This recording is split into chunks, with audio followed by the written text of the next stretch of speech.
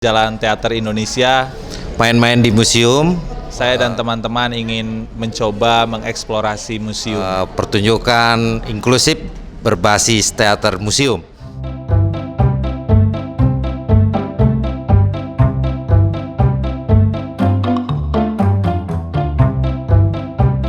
Selamat datang di museum. Kita harus siap-siap. Harus siap-siap. Ada yang belum pernah ke museum, tunjuk tangan. Yang belum pernah ke museum. Clownafal, wah, ini sebuah pentas dari komunitas Aras di Museum Sri Baduga, Bandung. Kita tahu Museum Sri Baduga itu kontennya tentang tradisi Jawa Barat. Nah, Clownafal yang dibuat oleh komunitas Aras, dia berbicara tentang jati diri. Jadi ada sejumlah badut kehilangan jati diri, mereka perlu bantuan audiens untuk menemukan jati diri mereka.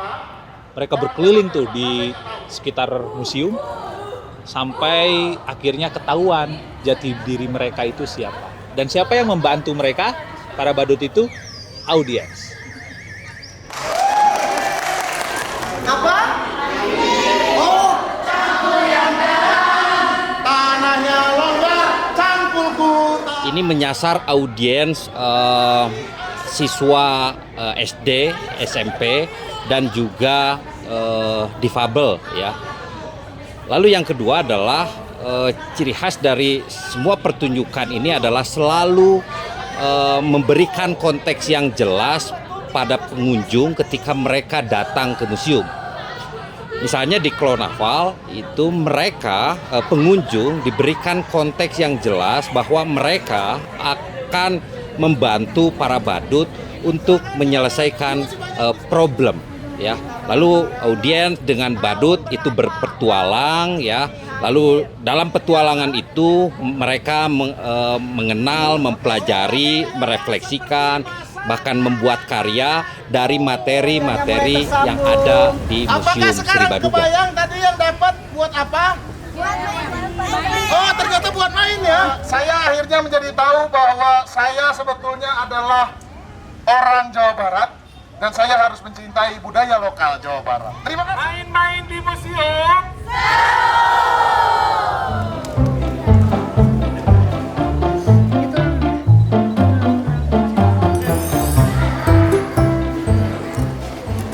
Selamat datang di negara Maniloka. Tepuk tangan untuk kita. Biasanya kita cuma lihat aja. Segala pernak-pernik kebudayaan Sunda itu cuma dilihat aja di Sri Baduga. Tapi tiba-tiba satu hari itu semua orang mengalami kebudayaan itu di dalam museum. Ini konsep dari teman-teman Rumah Kultur dengan tajuk Negara Maniloka. Para pengunjung dikumpulkan. Mereka sudah mendapatkan peran. Peran mereka adalah sebagai warga negara Maniloka. Pertunjukan ini langsung membuat penonton punya peran sebagai warga yang dalam keadaan panen punya masalah hama.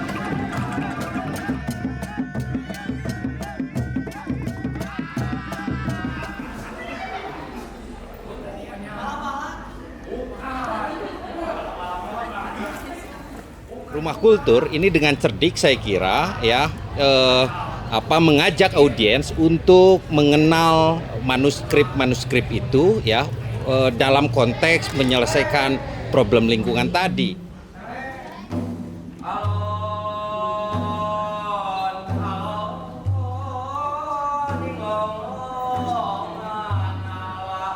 Namun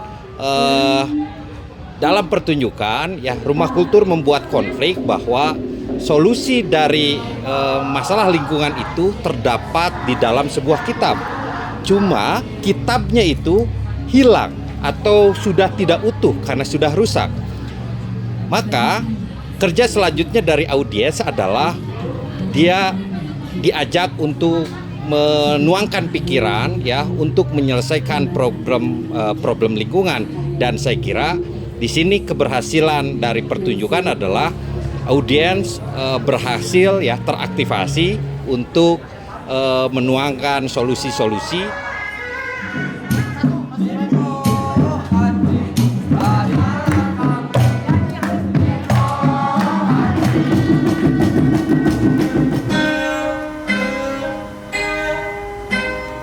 dalam hama ada lumbung.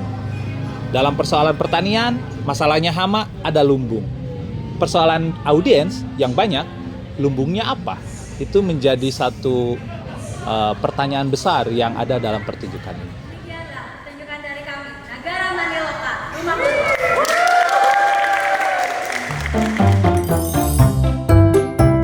Siapa itu?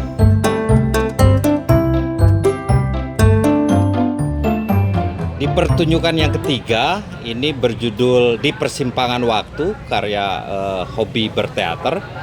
Ini juga menarik ya, isu yang saya kira relevan dalam dunia saat ini, yakni soal mitigasi bencana.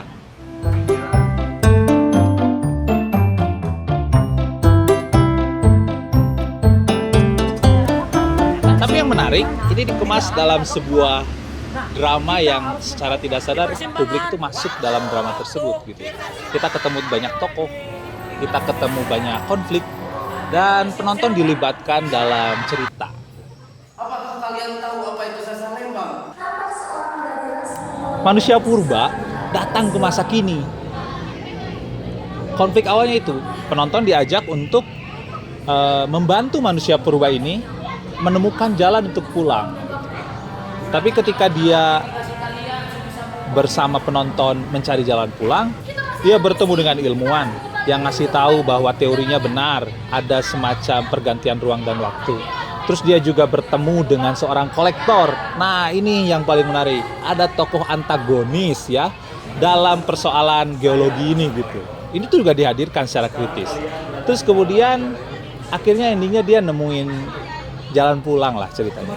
Tapi kehadiran antagonis ini juga diuji. Penonton ini mau percaya sama siapa? Banyak tokoh yang hadir ini penonton mau percaya sama siapa. Jadi cerita juga tidak ngasih tahu ya harus ke sini harus ke sana, tapi dia dikasihkan juga ruang untuk keberpihakan karena ada banyak games-games yang harus mereka eksekusi gitu ya. Jadi akan percaya sama siapa. Jadi ruang drama terkadang tidak bersifat tertutup ketika di atas panggung, tapi dalam teater museum dia bersifat terbuka gitu. Jadi penonton bisa menentukan akan berpihak pada siapa. Salah satu adegan ya, penonton atau pengunjung ini diajak untuk bersenang-senang begitu ya. Mereka di dalam satu ruangan berdugem ya, berjoget begitu ya, bersenang-senang. Dan rupanya adegan itu adalah semacam rangsangan untuk penonton atau pengunjung ini berefleksi bahwa sikap mereka tentu tidak tepat, tidak relevan dengan kondisi yang mestinya penuh kewaspadaan ya. Perjalanan setiap peristiwa membantu manusia mengelola kembali pada zamannya. Kalian semua telah berhasil menikmati perjalanan petualangan ini. Wahana mitigasi.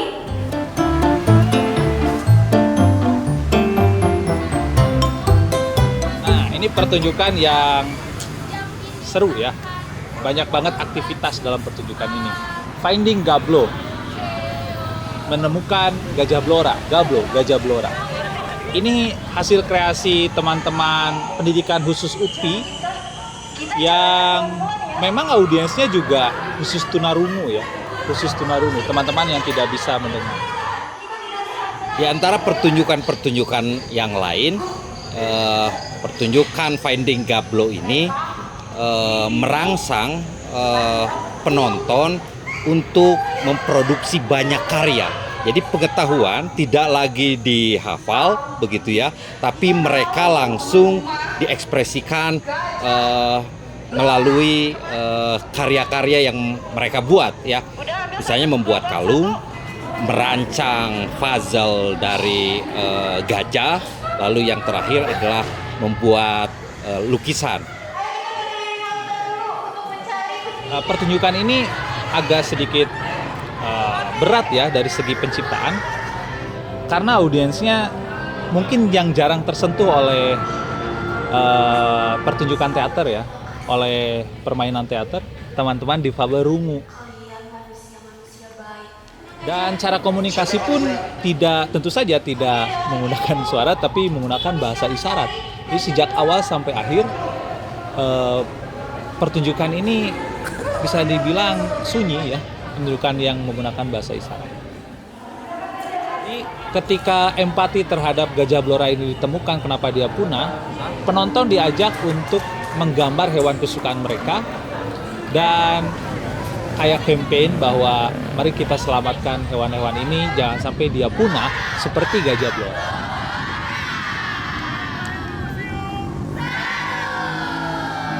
Program ini memenangkan dana hibah bencana dari Kemendikbud dan kita bisa mulai juga. Kalian pernah ke Museum Konferensi Asia Afrika belum? Museum yang basic kontennya adalah satu peristiwa sejarah tentang konferensi Asia Afrika gitu kan. Concordia ini kerjaan saya jagain gedung, nyambut pengunjung di bawah Teman-teman dari Godam Institute dia menantang diri mereka untuk gimana kalau audiensnya anak kecil. Bumi ini udah makin hancur aja. Tidur kita gak pernah nyenyak. Baru aja merem kita udah bangun lagi. Kita nggak di kubu manapun, kita anti kubu. Pertunjukan Journey of Concordia ini saya kira cukup detail ya dalam mengolah penonton. Bagaimana materi museum yang katakanlah berat itu bisa dilakukan oleh anak-anak SD ya. Waktu yang panjang.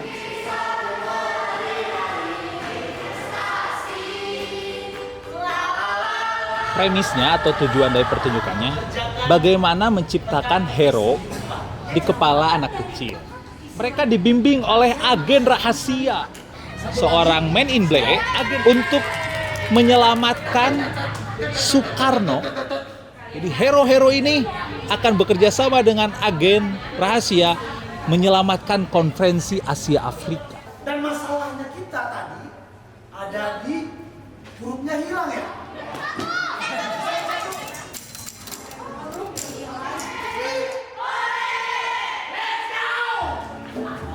Ada satu momen audiens ya, pengunjung atau penonton ini diajak untuk mendiskusikan isu yang saya kira cukup berat ya, termasuk bagi orang dewasa, yaitu isu apartheid.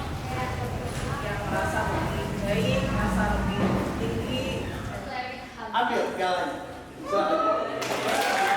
Teman-teman tadi sudah kritis luar biasa dan tadi juga pertanyaannya keren banget. Di sana terjadi dengan cara mengkontekstualisasikan apartheid dengan kehidupan mereka. Journey of Concordia ini mengolah penonton dari pra-pertunjukan.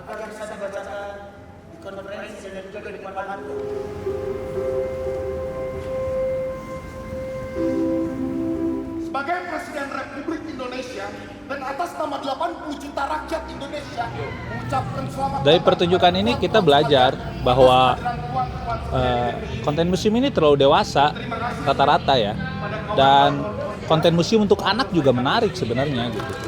Jadi terima kasih banget nih sama pertunjukan ini yang ngasih contoh bagaimana mengaplikasikan teater yang kontennya sebenarnya berat tapi bisa diakses oleh anak kecil.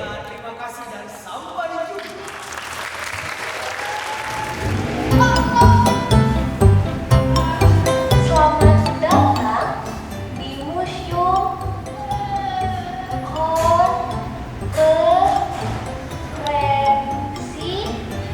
Asia Afrika. Pertunjukan terakhir dari rangkaian teater museum adalah Fine Fun, karya dari mahasiswa pendidikan khusus. Fine Fun ini berbeda dengan pertunjukan-pertunjukan yang lainnya. Perbedaan yang paling signifikan adalah bagaimana audiens ini mendapatkan pengalaman yang berbeda. Pertunjukan ini mengambil beberapa premis tentang bagaimana orang-orang bisa bekerja sama untuk menemukan kunci perdamaian dunia. Dan keadilan.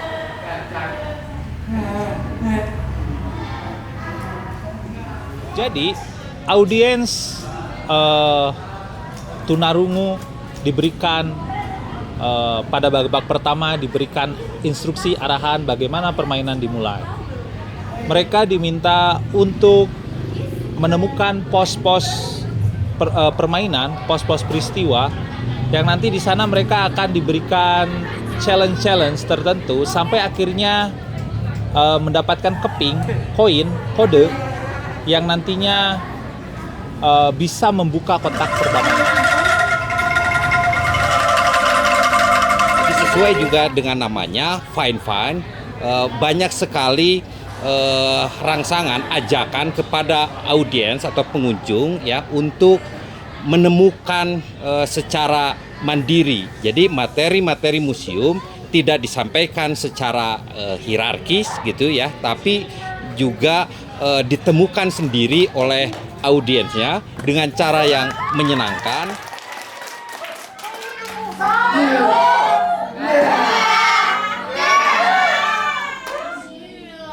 In the end, kode-kode dari setiap pos yang berhasil itu mereka rangkai bersama untuk membuka kotak perdamaian. Dan ketika dibuka, kotak perdamaian itu isinya adalah Dasasila Bandung. Itu adalah kesepakatan atau inti dari konferensi Asia Afrika. Mungkin dipelajarinya nanti ya setelah pulang dari itu. Jadi pertunjukan ini hanya memberikan trigger bahwa kerjasama ini bisa dilakukan untuk mewujudkan suatu perdamaian. Sebagai inisiator dari program main-main di museum, pertunjukan inklusif berbasis teater museum, saya sangat senang ya dan puas dengan karya-karya yang diciptakan oleh 6 komunitas ya. Kita tahu bahwa belajar sejarah yang paling penting adalah bagaimana memproduksi makna, karena makna terkait sejarah itu tidak pernah final. Saya kira dari ke-6 pertunjukan ini berhasil mewujudkan itu, bagaimana pertunjukan mampu mengaktifasi penonton ya, mengaktifasi pikirannya, mengaktifasi perasaannya dan mengaktifasi tindakannya. Lalu selanjutnya adalah yang berharga pasca pertunjukan ini adalah kita bisa melihat bagaimana pembelajaran mesti memikirkan soal diferensiasi, bahwa pengunjung atau siswa itu perlu mendapatkan cara yang berbeda dari proses pembelajaran ya. Dan saya kira kita bisa melihat masing-masing pertunjukan ini menyasar penonton yang spesifik dan juga merumuskan strategi yang tidak bisa diseragamkan. Lalu selanjutnya adalah pengetahuan yang ada di museum itu tidak lagi sekadar hafalan, tapi juga ini lebih kontekstual ya, karena pengunjung juga mampu merefleksikan materi-materi yang ada di museum dengan kehidupan yang mereka alami saat ini. Di sini pengetahuan dipercakapkan dengan intens, dengan cara yang beragam ya, dari segala arah.